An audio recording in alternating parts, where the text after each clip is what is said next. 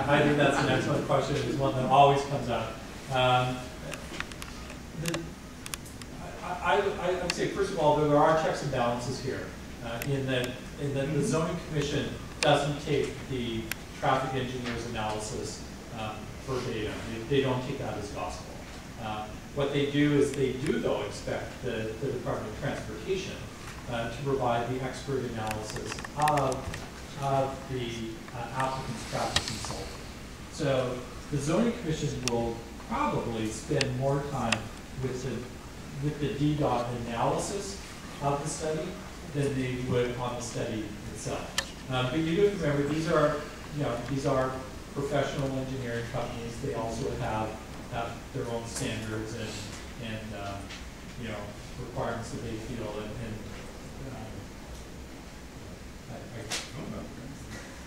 I understand. Second question.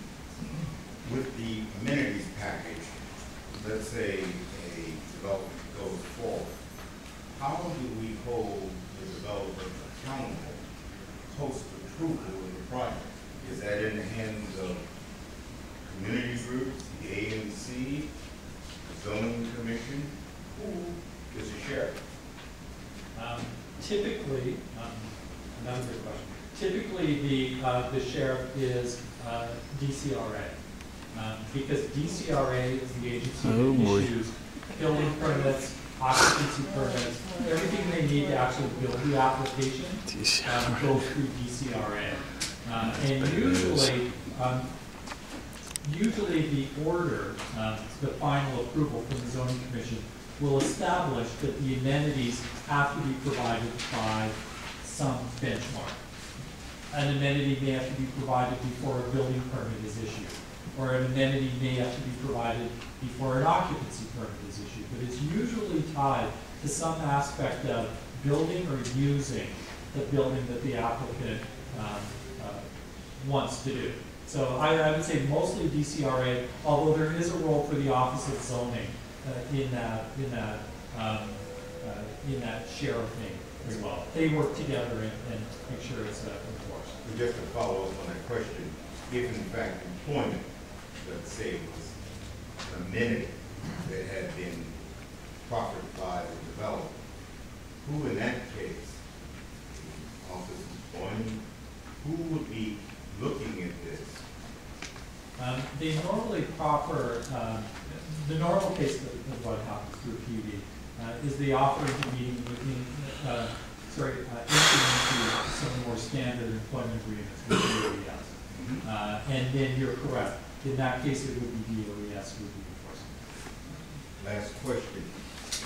If the ANC were to come to speak on the issue, does the ANC need to have a unified stance, or may it come with dissenters and majority? I'm asking that question as to whether or not you are allowed to the table if in fact there is a fracture.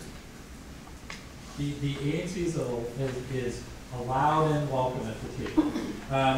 Now, usually the ANC recommendation, whether it's in favor or in opposition, will include a comment to the zoning commission who is going to represent the ANC officially in front of the zoning commission. It's sometimes the chair, it's sometimes the single member district member. That's up to the ANC to decide. But your recommendation to the zoning commission should state who's going to represent them, represent the ANC's official position. Individual ANC members can then testify separately if they wish to. And there was a case recently, it's a pretty interesting one actually in Ward 7, where the ANC was in opposition, but the single member district member was very strongly in favor. And so the ANC testified in opposition. They did cross-examination as if the ANC was in opposition. And then at the end, the single member district member came up and testified in support. So in other words, if there's a dissenting opinion, they would have an opportunity. They'd have an opportunity to voice, but it would not be automatically granted party status in front of the zoning commission. I can't think of a single case, although I don't know why it couldn't happen, where a dissenting opinion on the ANC requested and then received party status. I don't know anything that would prevent it, but I've never seen it. No further questions. Commissioner Mossy? Yes, I have a question.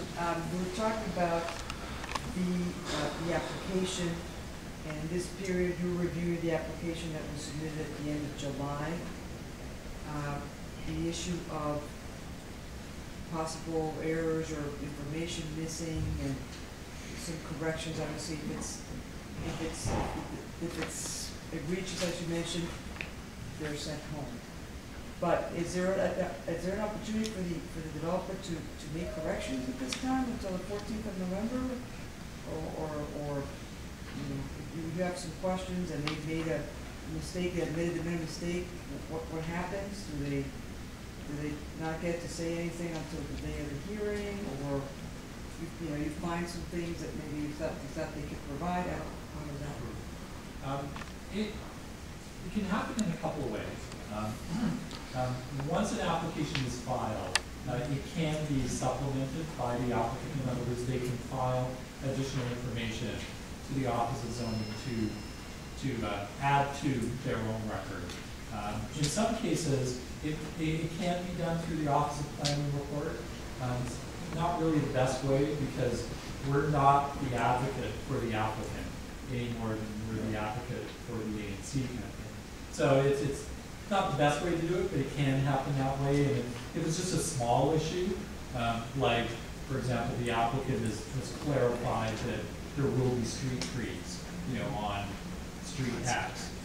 We could probably just note that in our report, and we would expect the applicant to clarify that before the hearing. But